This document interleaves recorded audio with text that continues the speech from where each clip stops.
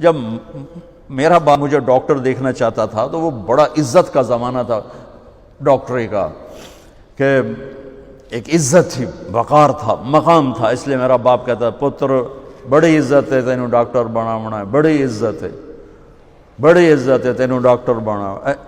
اچھا، وہ دیہاتی آدمی تھے، دو باتیں کہتے تھے، بڑی عزت ہے بڑا پیسہ ہے، بڑی عزت ہے بڑا پیسہ۔ وہ اللہ نے پہلے ہی دیا ہوا تھا، لیکن وہ پیسے کا ذوق کس کو نہیں ہے، کس کو شوق نہیں، میرا پوتر تینوں ڈاکٹر بناونا ہے، بڑی عزت بڑا۔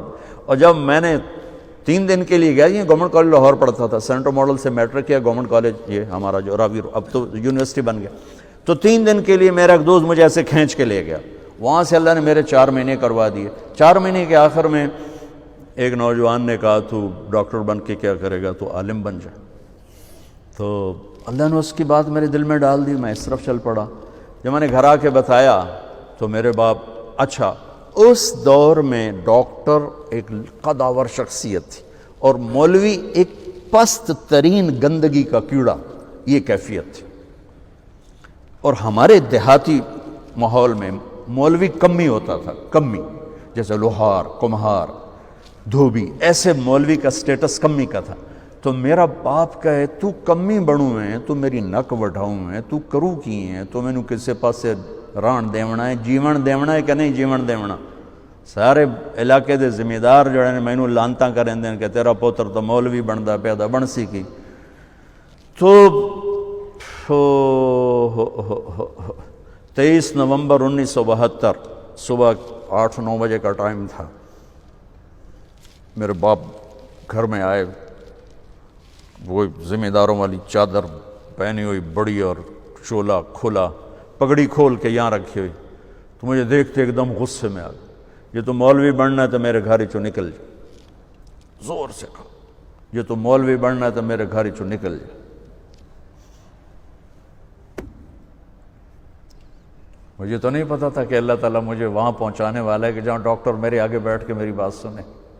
مجھے تو اس وقت پتہ نہیں تھا کیا ہونے والا ہے میرے ساتھ، میں تو اسی طرح ہی نکلا تھا کہ ٹھیک ہے جی میں تیار ہوں۔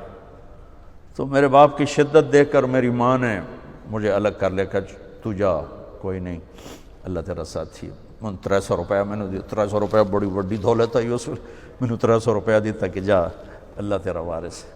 تو میں رائمنڈ آ گیا، یہاں میں تعلیم حاصل کرنے لگا، 8-9 سال یہاں پڑھا۔ سال 2 سال کے بعد میرے باپ بھی بالکل راضی ہو گئے، بہت ہی راضی ہو گئے تھے، بہت ہی راضی ہو گئے تھے۔ اس وقت امیج ڈاکٹر کا ایک بہت باعزت تھا۔ میں ہاتھ جوڑ کے رو کے کہتا ہوں کہ اب ڈاکٹر ایک کاروباری نظر آتا ہے،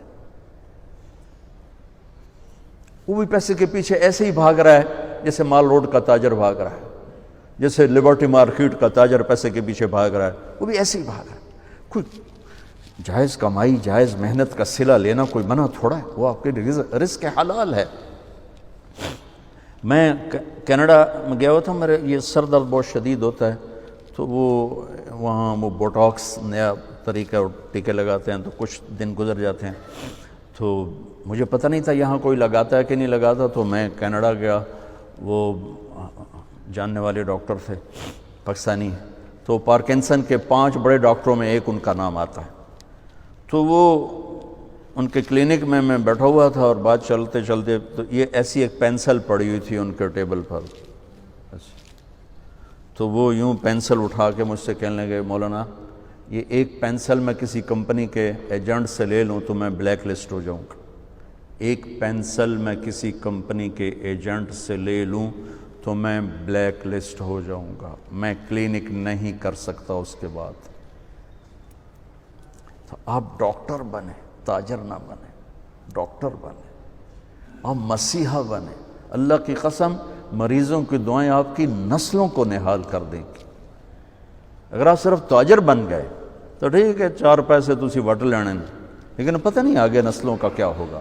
اور اگر آپ مسیحا بنے، ڈاکٹر بنے، مریضوں کی دعائیں لیں، پشتیں آپ کی اس کو بیٹھ کے کھائیں گے کہ دکھی کی دعا اللہ کے عرش کو ہلا دیتے اور درد مند کی دعا فرشتوں کو رلا دیتے۔ اب وہ ہستیاں ہیں جو درد مندوں کی دعائیں روزانہ لے سکتے، اور صرف آج کا دن نہیں گزار سکتے، آپ اپنی نسلوں کو خوبصورت فیوچر دے کے جا سکتے کہ دعاؤں کی طاقت موت کے بعد بھی چلتی رہتی۔